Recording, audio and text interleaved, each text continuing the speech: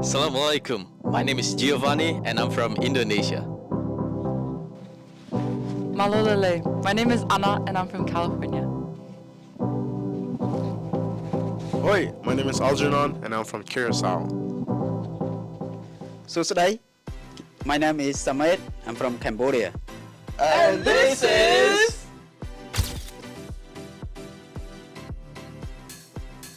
Our team was inspired by our different cultural backgrounds. We wanted to share the importance of understanding various cultures when it comes to business. These are our 4 topics for today. Accent. Etiquette. Adapt. Time orientation.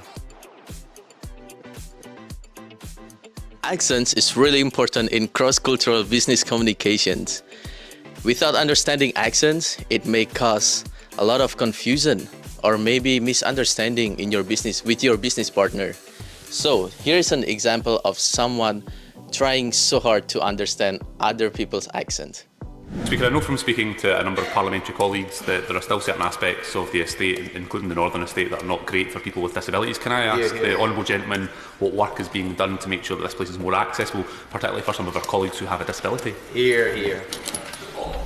I'm sorry, it must be something to do with my Antipodean background. Could you please repeat the question, because I didn't follow it? Well, very popular today. I'm saying that a number of parliamentary colleagues who have disabilities do find it quite difficult getting around certain parts of the state. Given that we're doing this refurbishment work, what can be done to make sure that those with a disability are able to move around more freely and the place is accessible? I'm really sorry. Please, could you do it very slowly in Antipodean English? Thank you.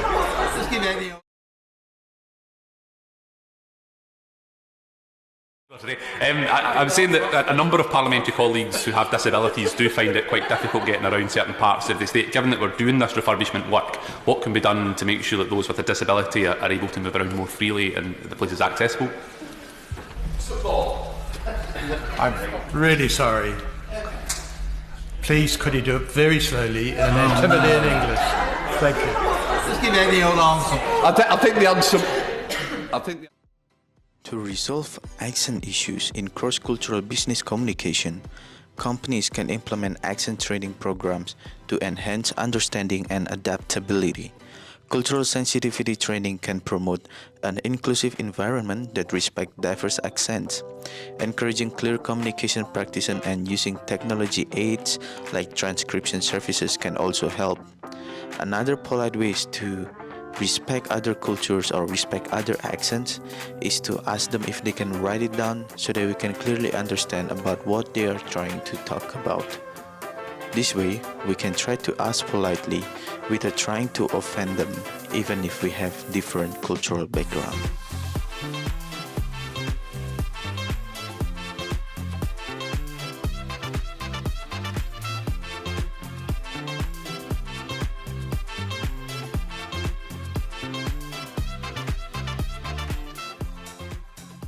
This is why business etiquette is very important. When doing business with others from different cultures, we should take the time to be able to learn about their different traditions as well as different customs. When we take the time to learn about other people's cultures, then we are able to connect better with people. This is really how it's supposed to look like.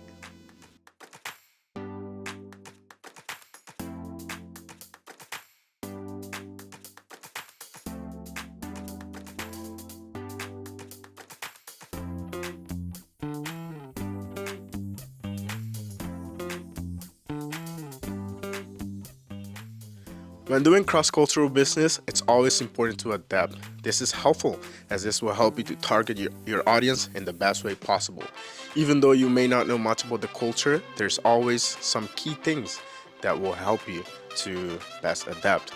Here is an interview with someone that has a lot of experience doing cross-cultural business. In speaking a foreign language in a foreign country, what's interesting is I've learned that, kind of negative toward Americans, but most Americans just expect others to speak English. Even when you go to their country, if you don't speak English, the Americans are kind of offended. Like, well, hey, I'm in a hotel here. You should speak English. I mean, it's quite what we call ethnocentric, or it's all about me. You should speak my language, and I find that fascinating. That we think everybody should speak our language, but we don't learn other people's language. Something I do in class sometimes. What do you call someone that speaks 4 languages? Quadrilingual, right? Trilingual, bilingual, American. But it's really true, right? And so this is the fact. When you go to other countries, they don't expect you to always be fluent in their country.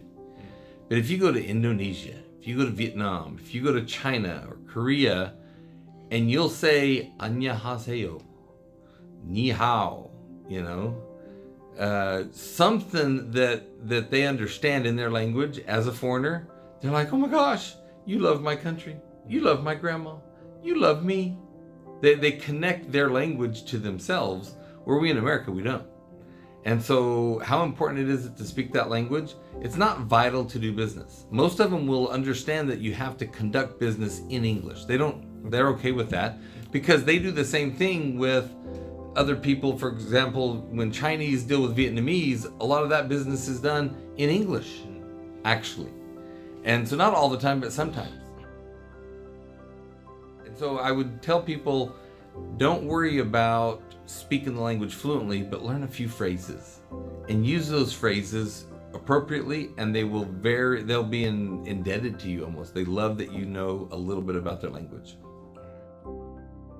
Every culture has its own way of seeing time.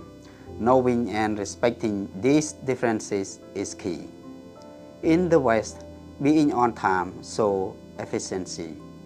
In Asia, flexibility and harmony matter more than exact schedule. Understanding this helps us connect better globally.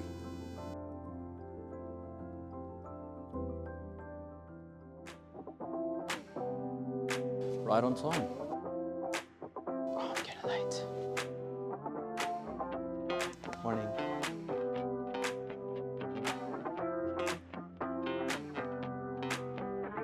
Wow, I'm right on time.